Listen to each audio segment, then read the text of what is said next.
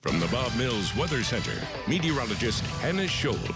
Good morning to you. It is 9:15. We get a hint of a break from the heat. By a break, I mean we'll be in the upper 80s today and tomorrow as we expect the arrival of more severe weather. And our trackers were out yesterday on the severe weather in the Texas Panhandle and in other parts of Texas, just to the south and west of the Oklahoma-Texas border. And this is some of the damage that our trackers saw. They did an incredible job covering this tornado. Looks like about EF4 damage was what David is saying yesterday and Val was saying as well. They pulled people from the rubble and they really helped out. Jeremy Carter ended up taking someone to the hospital as well. A tiny town that got hit. They really just don't have the resources. So they acted as first responders yesterday there in Texas. So our team of trackers always showing the Oklahoma standard, no matter where they are. Let's take a look now at the map because we do have the chance for more severe weather today.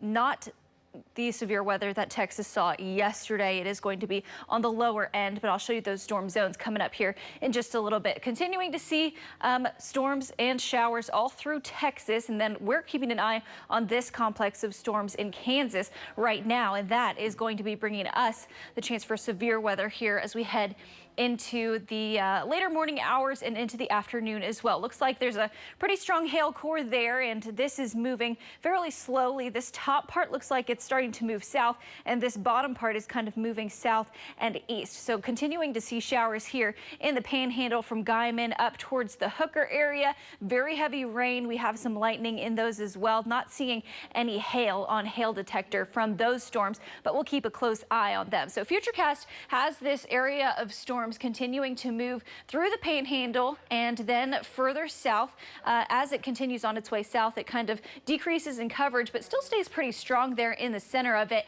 It does skirt along the metro and then continues to kind of peter out, by the way, by the time it hits south central Oklahoma.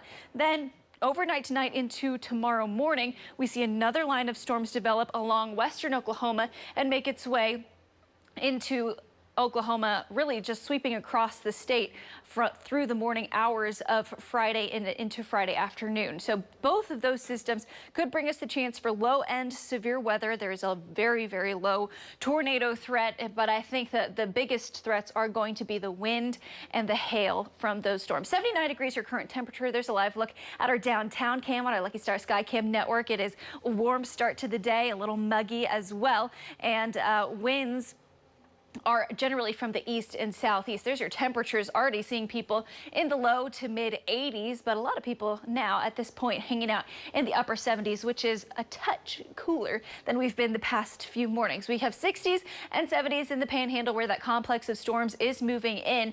Dew points are in the 70s and 60s, so it is going to be another humid day. Not quite as humid as the past few have been, but there's your winds gusting up to 20 miles per hour, especially in southwest Oklahoma. But 88 is our high temperature for this afternoon, staying a little bit cooler where we're starting off with the rain cooled air. 89 in Woodward and Alva. We got 90s down in southwest Oklahoma as well, as this complex of storms in Kansas continues on its way south and to the east. We'll see a 60% chance for Woodward over through Alva down through Clinton, and then a 40% chance for Oklahoma City. That continues on its way southward. I think it will just skirt the west side of the metro, so we're keeping it at a 40% chance for this afternoon and evening, and these could be pulse severe, very similar to the complex that moved through yesterday, just kind of pulsing up to quarter-sized hail, 65-mile-per-hour winds, frequent lightning in those storms.